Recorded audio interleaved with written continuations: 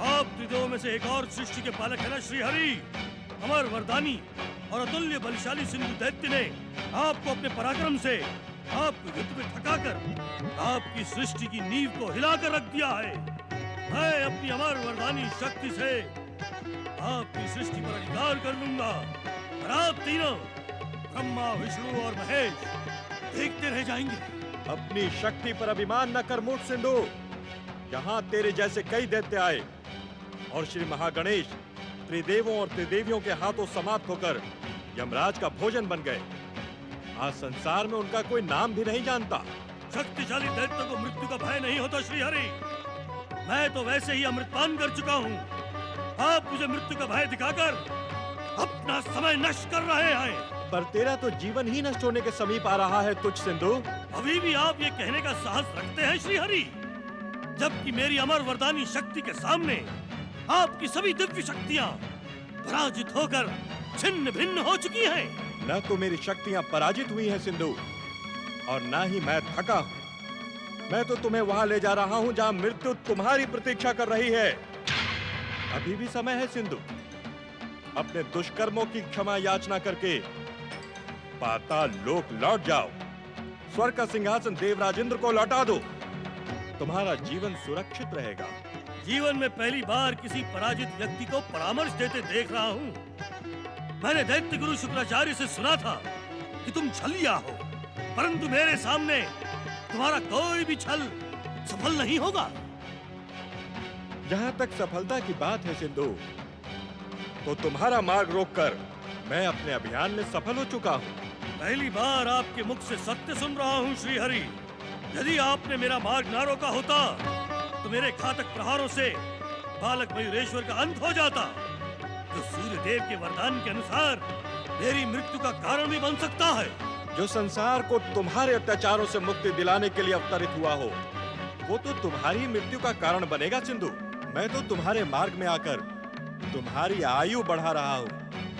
मयूरेश्वर श्री गणेश के समीप जाकर तुम्हें मृत्यु के अतिरिक्त और कुछ नहीं मिलेगा सिंधु। मुझे दुख है कि इसका परिणाम देखने के लिए आप यहाँ नहीं होंगे।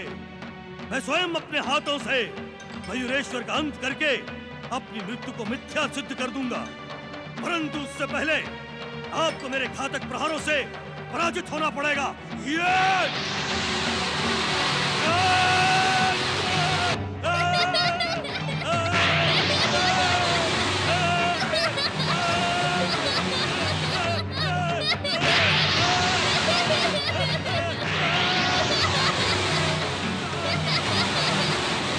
अभी तेरा अंत दूर है सिंधु, क्योंकि तेरे पापों का घड़ा अभी भरा नहीं है।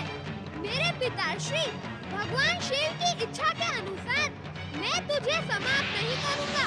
मेरा यह प्रहार तुझे सावधान रहने का संकेत मात्र है।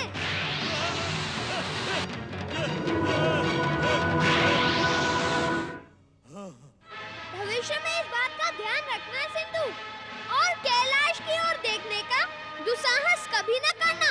इस प्रहार का दंड मैं तुम्हें समय आने पर अवश्य दूंगा मयूरेश्वर, परंतु उससे पहले जगत पालक श्री हरि को अपने घातक प्रहारों से दंडित अवश्य करूंगा।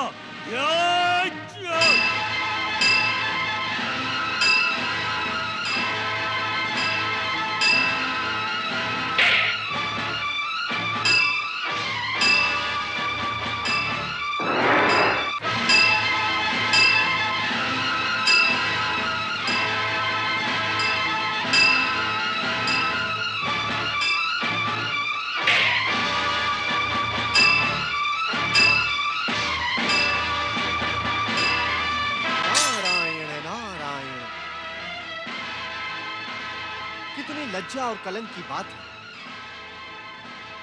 इस युद्ध को देखकर आप पराक्रमी देवताओं को तनिक भी लज्जा का अनुभव नहीं हो रहा है। हम कुछ समझे नहीं देव ऋषि। क्या आप लोग इस बात को नहीं जानते कि भगवान श्री हरि विष्णु इस अमर वरदानी सिंधु से युद्ध क्यों कर रहे हैं? नहीं देवर्षि, हम श्री हरि व सिंधु के युद्ध का कारण नहीं जानते। हम तो इतना ही जानते हैं देव ऋषि कि दुष्ट सिंधु को कैलाश पर आक्रमण से रोकने के लिए ही श्री हरि विष्णु ने गंग गंग गंग गंग गंग गंग। पूजनीय देवता होकर भी आप सभी की बुद्धि भ्रमित हो गई है। क्या आप इस बात को नहीं जानते कि श्री हरि आप सभी के शुभचिंतक हैं? आपके हित और स्वर्ग पर विजय पाने के लिए ही उन्होंने दुष्ट सिंधु को युद्ध के लिए ललकारा है। ये आप क्या कह रहे हैं देवऋषि? संसार में मेरा कथन श्री हरि की कृपा से ही सत्य का प्रमाण माना जाता है। श्री हरि विष्णु आपके हित में युद्ध कर रहे हैं और आप यहाँ शांत खड़े रहकर उनका प्रदर्शन देख रहे हैं। क्या आप सबका ये कर्तव्य नहीं कि आप वहाँ जाकर श्री हरि की सहायता करें? यदि देवराज इंद्र आपकी जगह पे होते तो क्या वो शांत खड़े रहकर मूक दर्शन बनकर ये प्रदर्शन देखते रहते? आप सभी वरिष्ठ देवता हैं, दिव्य शक्तियों से संपन्न हैं। परंतु देवर्षि, युद्ध में सिंधु से पराजित होने के कारण हमारी दिव्य शक्तियां नष्ट हो गई हैं। ये आपकी भूल है देवताओं। आपकी दिव्य शक्तियां नष्ट नहीं हुई हैं। नारायण नारायण। संपूर्ण बल के साथ अपनी दिव्य शक्तियों का प्रयोग करके तो देखिए। सूर्य देव से अमरता का वरदान पाकर सिंधु दैत्य बलशाली और महापराक्रमी सिद्ध हो चुका है देवऋषि। जब सृष्टि के पालक श्री हरि सिंधु के सामने निर्बल सिद्ध हो रहे हैं तो आपकी यही निराशावादी मनोवृत्ति दैत्यों को स्वर्ग पर आक्रमण करने के लिए बार बार प्रेरित कर रही है। दैत्य आपको कायर कहने में तनिक भी संकोच नहीं करते। देवगण उठो, जागो, अपनी दिव्य शक्तियों का प्रयोग करो, श्री हरि का साथ दो ताकि संसार में आपकी वीरता का डंका बजे। देवऋषि का कथन उचित है। हम अपनी दिव्य शक्ति से सिंधु दैत्य को परास्त कर देंगे। हमारे घातक प्रहार और श्री हरि विष्णु की शक्ति मिलकर इस दुष्ट को पाताल भाग जाने के लिए विवश कर देंगे। अब एक भी क्षण का विलंब उचित नहीं होगा। प्रहार!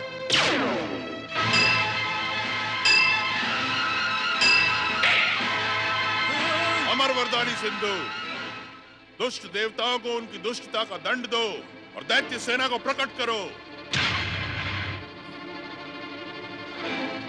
दैत्य सेना प्रकट हो।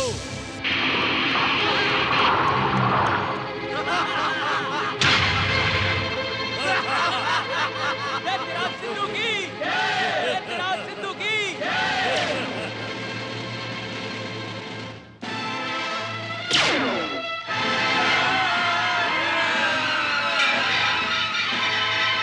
श्री हरि!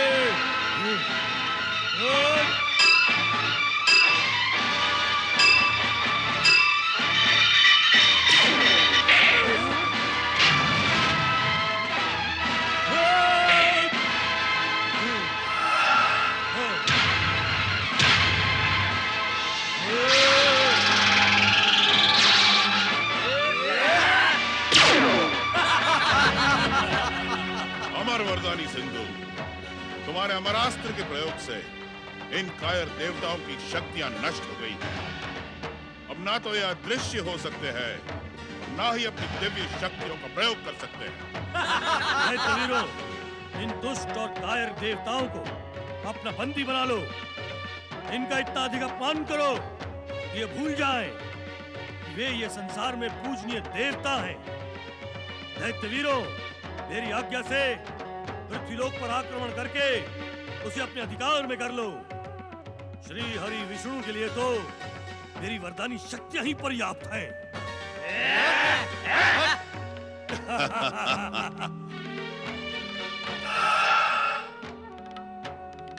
श्री हरि विष्णु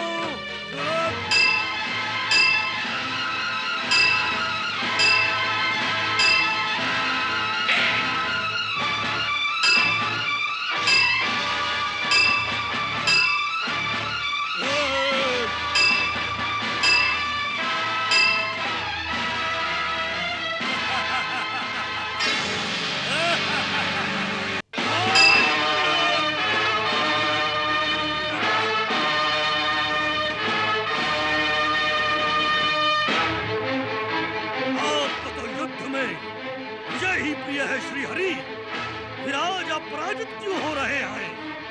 क्योंकि मैं केवल आज नहीं, कल को भी देख सकता हूं सिंधु, और इसीलिए तुम्हारा वर्तमान और भविष्य भी मेरी आंखों के सामने है। आप मेरा कितना भी भविष्य देख रहे श्री हरि, परंतु आज मेरे हाथों से आप पराजित होने से नहीं बच सकते हैं। जय और पराजय तो जीवन के दो पहलू हैं सिंधु। जब दो योद्धा युद्ध करते हैं तो एक विजयी और दूसरा पराजित होता ही है। आश्चर्य है, अपनी पराजय को देखकर भी आप प्रसन्न हो रहे हैं। सत्य तो ये है कि हम तुम पर, तुम्हारी वीरता पर और चमत्कारी शक्ति पर प्रसन्न हो रहे हैं। तुम तो नहीं जानते सिंधु, परंतु तुम्हारे गुरु शुक्राचार्य जानते हैं। हम जिस पर प्रसन्न होते हैं उसे वरदान अवश्य देते हैं। क्या? एक वरदानी को वरदान? हाँ महापराक्रमी सिंधु, हमसे वरदान मांग लो। आज हम तुम्हारे पराक्रम पर प्रसन्न होकर तुम्हें मुंह मांगा वर देंगे। युद्ध भूमि में अपने शत्रु की प्रशंसा करने वाला आज पहला योद्धा देखा है मैंने। कहे श्री हरि, मैं आपसे जो वरदान मांगूंगा वो आप मुझे देंगे? अवश्य सिंधु, अवश्य। इस संसार में मेरा वचन कभी मिथ्या नहीं होता। तुम अपना वरदान मांगो। मैं आपसे जो वरदान मांगूंगा उसकी आप इस समय कल्पना भी नहीं कर सकते श्री हरि।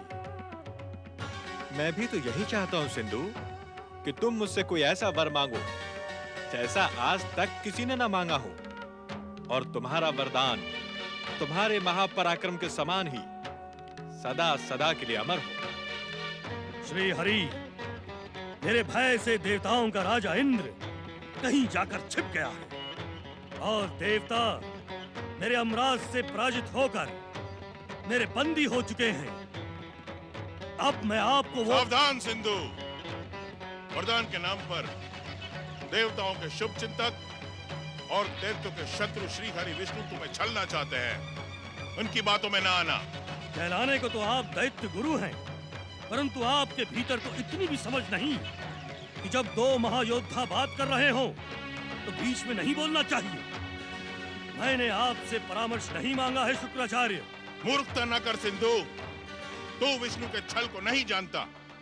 इन्होंने हमसे वरदान मांगने के लिए कहा और हमने इन्हें वरदान मांगने की स्वीकृति दे दी। अब ना ये पीछे हट सकते हैं और ना हम शुक्राचार्य। अब तो वरदान मांगना ही होगा, परंतु मैं आपको एक अवसर अवश्य देता हूं श्री हरि। यदि आप चाहें तो अब भी अपना वरदान लौटा सकते हैं। मेरी कमान से निकला तीर और मेरे मुख से निकला वाक्य कभी लौटता नहीं सिंधु। तुम निसंकोच होकर अपना वरदान मांगो। तो सुनिए श्री हरि विष्णु, मैं आपको अपना अतिथि बनाना चाहता हूं। अतिथि? अतिथि? नारायण नारायण, ये कैसा वरदान मांगा है सिंधु ने? मुझे तो इसके पीछे कोई षड्यंत्र दिखाई पड़ता है। अमर वरदानी दैत्यराज सिंधु की क्या समाचार लाए हो दैत्य सेनापति? आपकी आज्ञा के अनुसार हमने पृथ्वी पर अधिकार कर लिया है।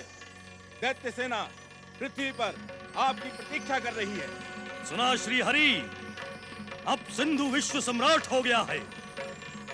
आपने मेरे आतिथ्य को स्वीकार नहीं किया श्री हरि। आपने मुझे अपना वरदान नहीं दिया। क्या आप अपने वचन से पीछे हट रहे हैं श्री हरि? नहीं सिंधु, तुम्हारा आतिथ्य ग्रहण करके मुझे प्रसन्नता होगी। तो चलिए मेरे साथ पृथ्वीलोक चलिए श्री हरि। मेरी उत्साहित दैत्य सेना आपका अभूतपूर्व स्वागत करेगी। ठीक है, तो चलिए विश्व सम्राट सिंधु। अतिथिराज श्री हरि विष्णु और विश्व सम्राट महाबली दैत्यराज सिंधु की अतिथिराज श्री हरि विष्णु और विश्व सम्राट दैत्यराज सिंधु की अतिथिराज श्री हरि विष्णु और विश्व सम्राट दैत्यराज सिंधु की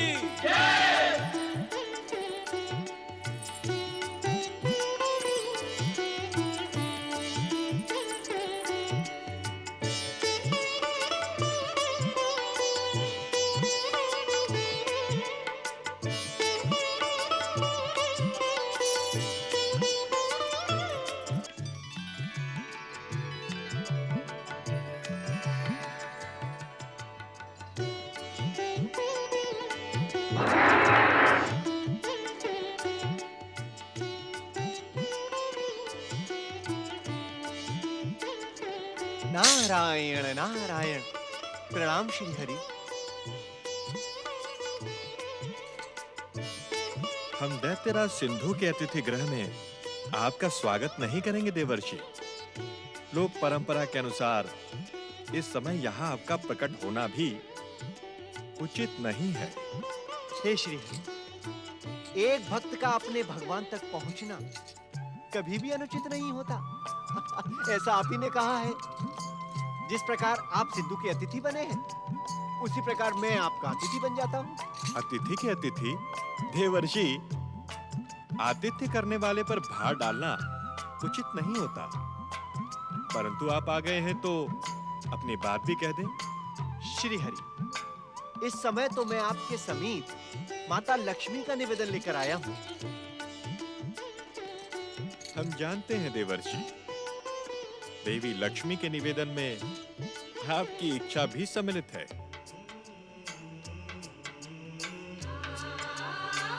नारायण नारायण। हे श्री हरि, यदि अब आप चाहें तो यहाँ से अदृश्य होकर वैकुंठ लोक में पधार सकते हैं।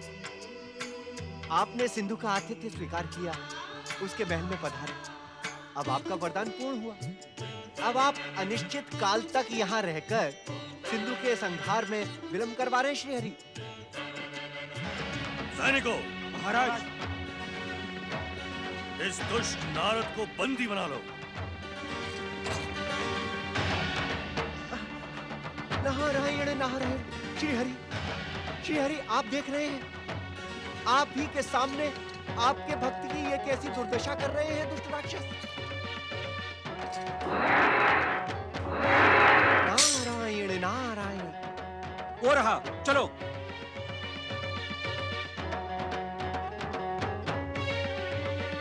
दुष्ट सिंधु, तू अधिक समय तक श्री हरि विष्णु को अपना अतिथि बना के ना रखना, अन्यथा तेरा सर्वनाश और अतिशीघ्र होगा।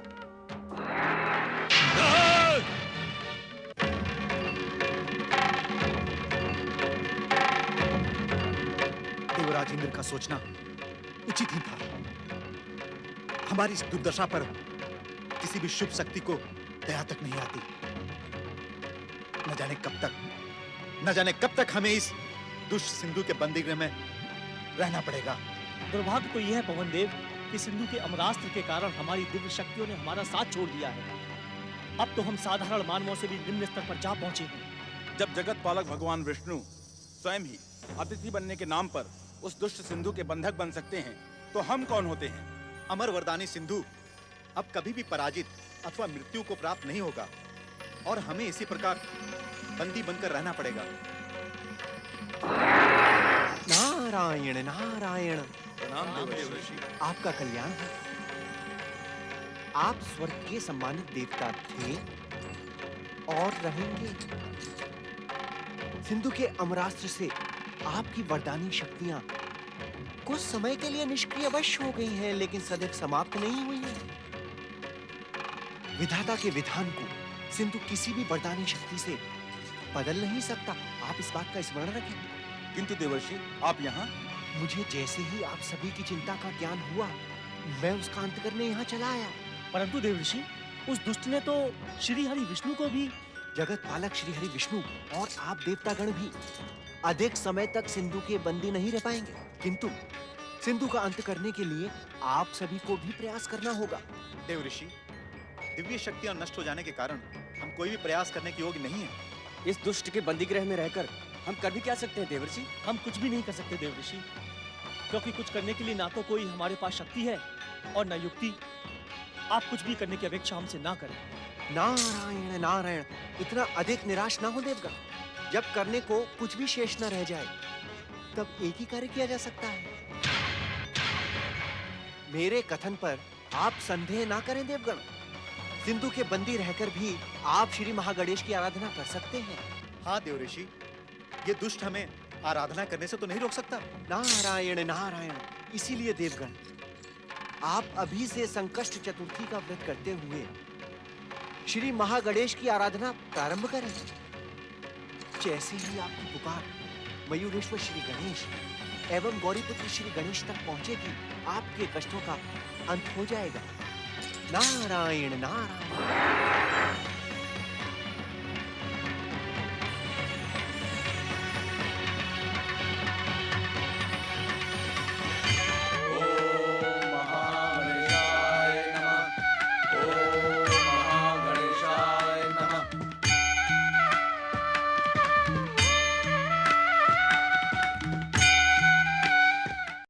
विश्व सम्राट दैत्यराज सिंधु दैत्य महारानी वर्णाक्षी की विश्व सम्राट दैत्यराज सिंधु दैत्य महारानी वर्णाक्षी की अमर वरदानी विश्व सम्राट सिंधु की जय हो।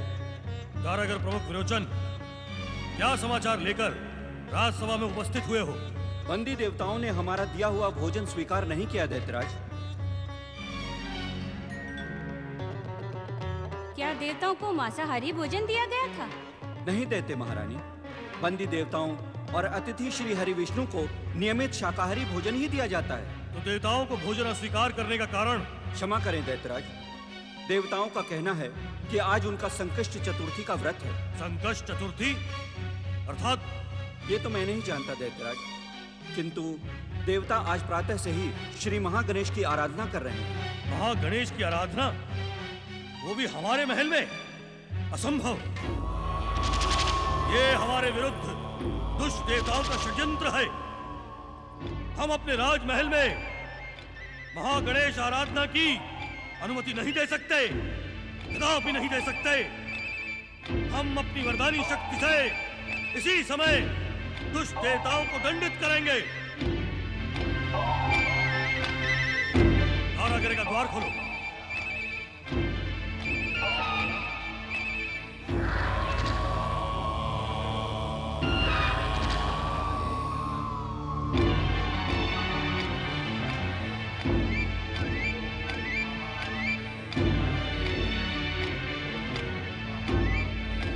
कारागृह प्रमुख विरोचन, ये बंदी देवता कहाँ भाग गए?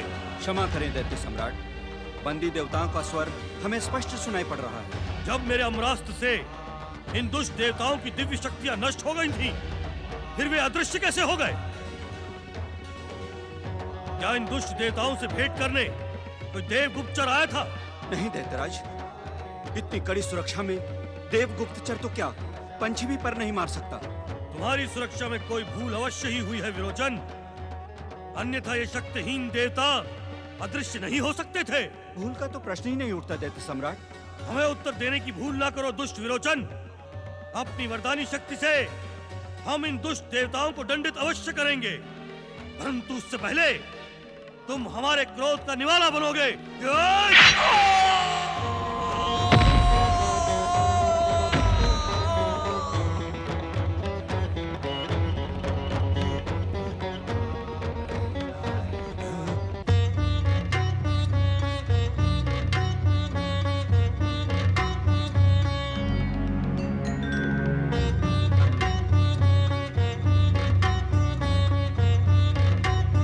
श्री हरि, मैं तो समझा था कि आप भी दुष्ट देवताओं की भांति अदृश्य हो गए।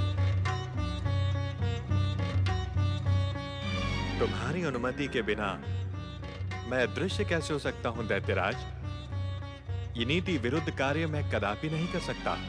परंतु आप इस प्रकार आंखें बंद किए ध्यान मग्न क्यों बैठे रहते? इस संसार में मेरी योग निद्रा प्रसिद्ध है दैत्यराज।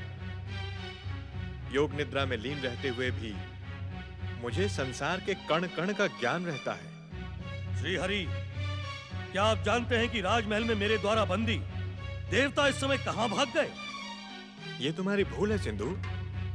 तुम्हारे महल रूपी कारागृह से देवगण कहीं भागे नहीं हैं।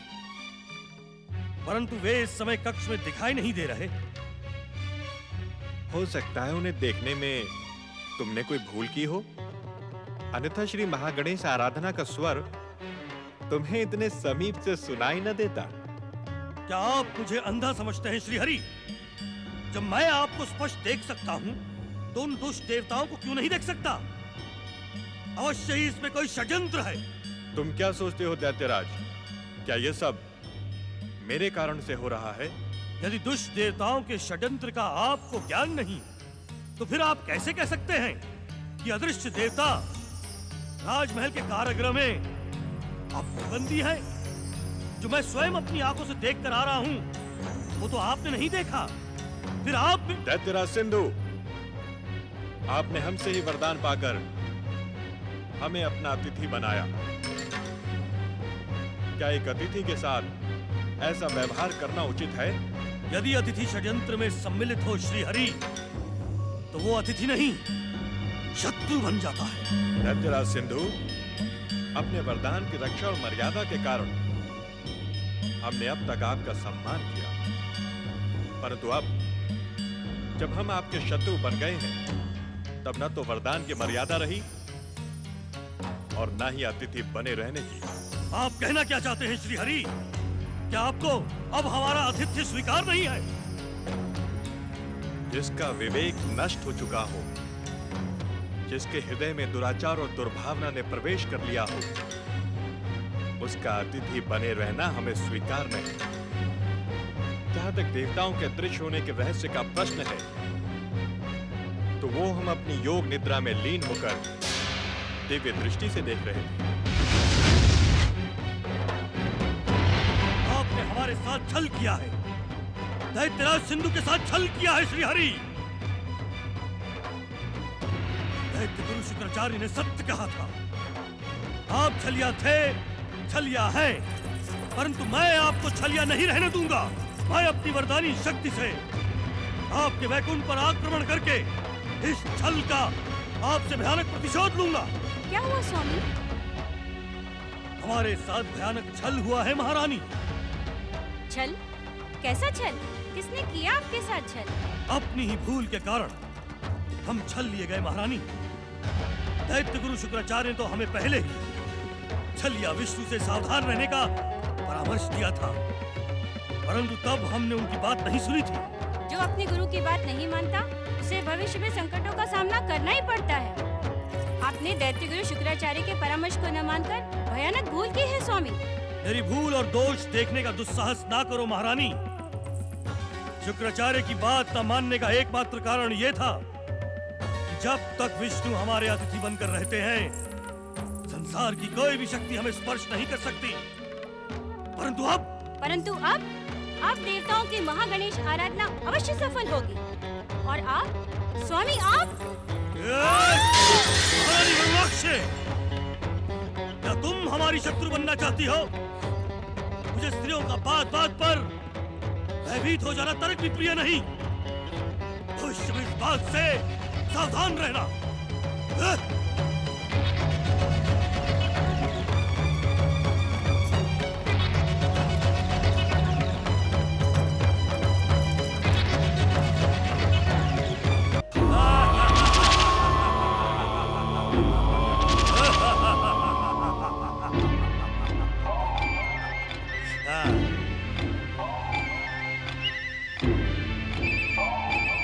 अमरास्त्र प्रकट हो।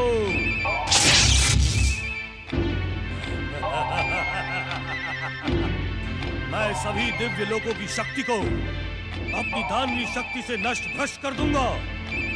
सावधान मयूरेश्वर, अब तेरी मेरे अमरास्त्र से कोई रक्षा नहीं कर सकता। मेरे दिव्य शस्त्र अमरास्त्र, जाओ सबसे पहले कैलाश को नष्ट भ्रष्ट कर दो, उसके बाद इस मयूरेश्वर का अंत करके ब्रह्मलोक और वैकुंठ लोक को भी नष्ट भ्रष्ट कर दो।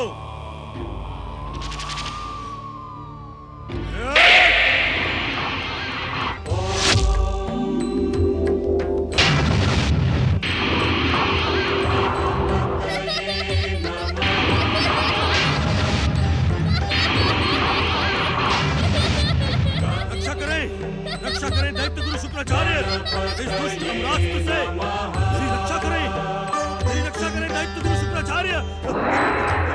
नारायण नारायण, तुम्हारे दैत्य गुरु शुक्राचार्य तुम्हारी बार बार रक्षा करने में समर्थ नहीं है सिंधु। यदि अपने प्राणों की रक्षा चाहते हो तो गौरीपुत्र श्री गणेश को पुकारो, उन्हीं से अपने प्राणों की रक्षा की भीख मांगो। वो भी तो महागणेश का अवतार है, वो भला मेरी रक्षा क्यों करेगा? दैत्यराज, यदि तुम उन्हें सच्चे मन से पुकारोगे तो वो तुम्हारी रक्षा अवश्य करेंगे।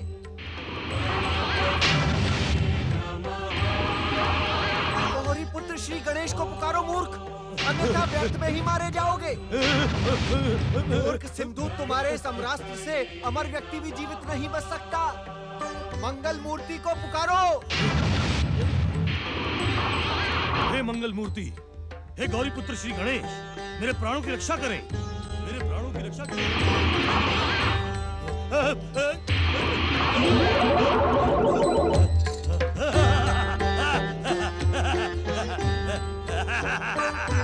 सच्चे हृदय से प्रार्थना करने वाले पर कृपा करना हमारा कर्तव्य है सिंधु।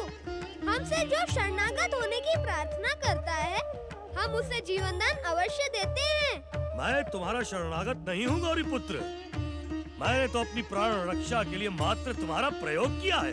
तुम्हारा यह प्रयोग और देवर्षि का परामर्श इसीलिए भी था सिंधु कि तुम्हारा संहार अमरास्त्र द्वारा नहीं अपितु प्रिय मयूरेश्वर के हाथों ही होना है। अब तुम्हारे पापों का घड़ा भरने ही वाला है सिंधु। मयूरेश्वर श्री गणेश के प्रहारों से तुम बच नहीं पाओगे।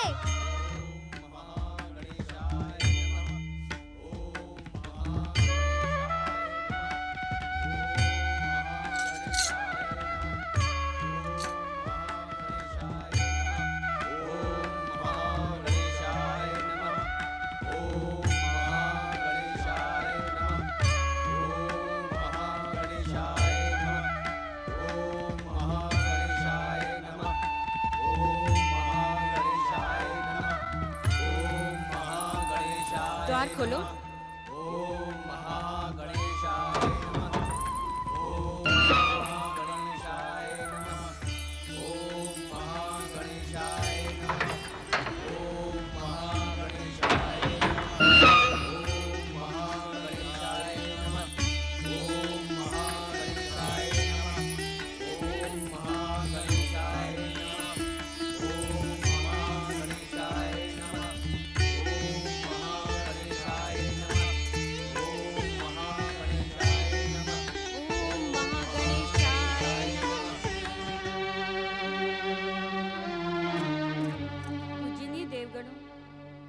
आप सभी को अपने स्वामी दैत्यराज सिंधु द्वारा यहाँ बंदी बनाया देखकर मैं बहुत दुखी हूँ। उनके इन्हीं पापों के कारण आज उनका जीवन संकटों से घिर चुका है। देवी वरुणाक्षी, अन्याय और अत्याचार को संसार की शुभ शक्तियाँ कभी क्षमा नहीं करती। परंतु भक्ति, पूजा और आराधना के प्रभाव से भयानक दुष्कर्म भी पुण्यों में बदल जाते हैं। इसीलिए तो मैं श्री महागणेश की शरण में आई हूँ। मेरी ओर से आप सभी श्री गणेश से प्रार्थना करें कि वे मेरे स्वामी की दुष्टता और अपराधों को क्षमा करें और उन्हें जीवन दान दें। अवश्य देवी, शरण में आने वाले को परमदेव श्री महागणेश कभी निराश नहीं करते। आप भी हमारे साथ परमदेव श्री महागणेश की आराधना करें।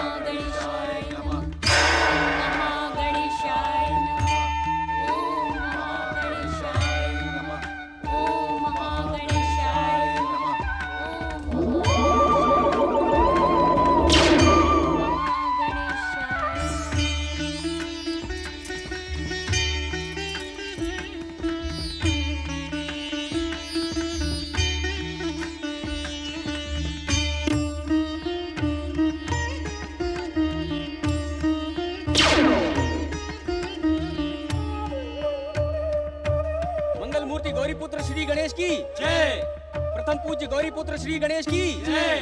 देवताओं, सिंधु दैत्य के अमरास्त्र के कारण आपकी जो दिव्य शक्तियाँ नष्ट हो गई थी, अब वे परम देव श्री महागणेश की कृपा से आपको पुनः प्राप्त हो गई हैं।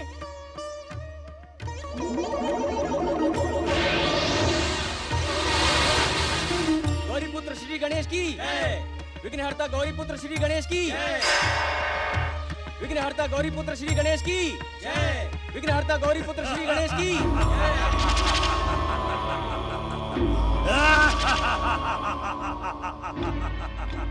दुष्ट देवताओं, क्या तुम्हें मेरी भयानक विध्वंसक और विस्फोटक दानवी शक्तियों का तनिक भी भय नहीं?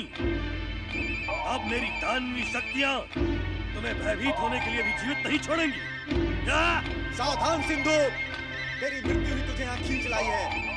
गौरी पुत्र श्री गणेश की कृपा से हम देवता अब दिव्य शक्ति संपन्न हो चुके हैं। लौट जा, लौट जा। गौरी पुत्र तुम्हें कितना भी दिव्य शक्ति संपन्न बना दे, परंतु मेरे समान अमर नहीं बना सकते। अमर वरदानी सिंधु के प्रहार अब तुम देवताओं के नाम इतिहास के पन्नों में सुरक्षित कर देंगे।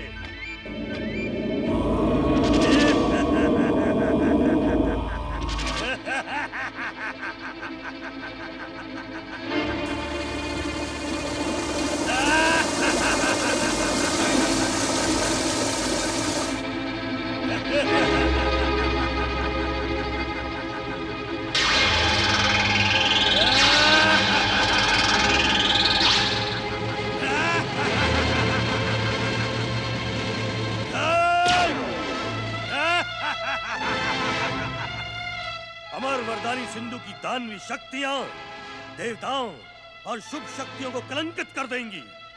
अब मेरा प्रहार किसी को भी जीवित नहीं छोड़ेगा।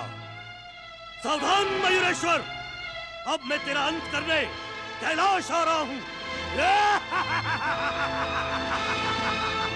भगवान भोलेनाथ, माता पार्वती और मयूरेश्वर श्री गणेश की जय। सांब सदाशिव और मयूरेश्वर श्री गणेश की। देवादिदेव महादेव गौरी पुत्र श्री गणेश की कृपा से हम सभी देवता दुष्ट सिंधु के बंदी गृह से मुक्त हो गए। महादेव, अब उस दुष्ट सिंधु के अत्याचारों से संसार को मुक्त कराना आवश्यक हो गया है। हे भोलेनाथ, आप मयूरेश्वर श्री गणेश को सिंधु का अंत करने की आज्ञा दें। स्वामी, अब सिंधु के वध में विलंब करना उचित नहीं है। यदि वो अधिक समय तक जीवित रहा तो संसार की व्यवस्था अस्त व्यस्त कर देगा।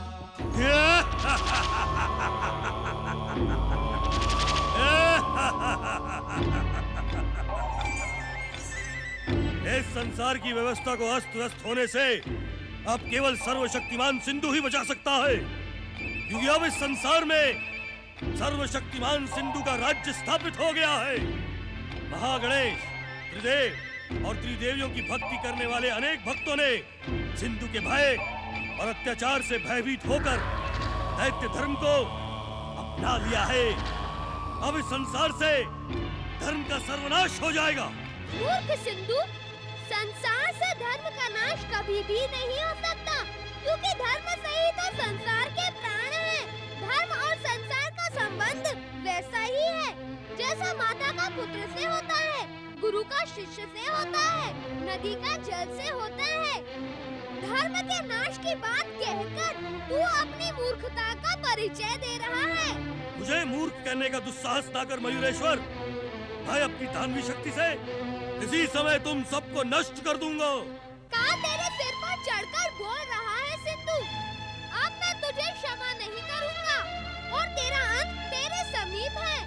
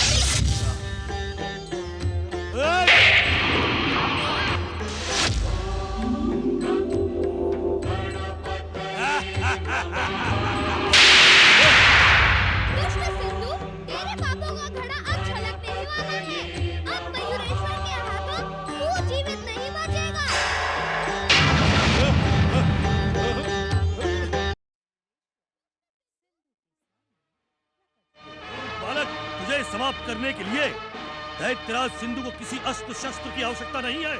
तुझे तो मैं अपने मुष्टि प्रहारों से ही समाप्त कर दूंगा।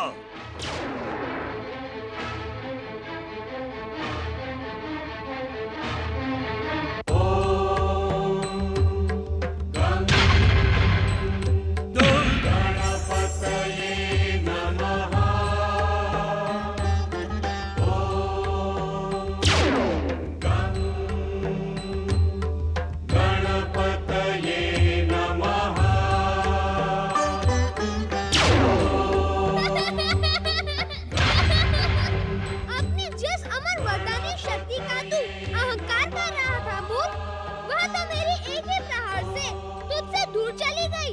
अभी भी समय है दुष्ट, तुझे पहचान। तेरा अंत करने के लिए ही मैंने परम देव श्री महागणेश की इच्छा से यह मयूरेश्वर अवतार धारण किया है। मेरी वरदानी शक्ति नष्ट हो सकती है, परंतु मेरी दानवी शक्ति कभी मेरा साथ नहीं छोड़ सकती। मैं अपनी दानवी शक्ति से तुझे कुचल डालूंगा। अब तक तो मैं तुझे तेरी पत्नी वरुणाक्षी की परम देव श्री महागणेश आराधना के कारण तुझे क्षमा करता रहता था, परंतु अब उसकी आराधना से तेरी दुष्टता अधिक बढ़ चुकी है। अब मैं उन्हीं परम देव श्री महागणेश का स्मरण करके तेरी दुष्टता का अंत करता हूँ।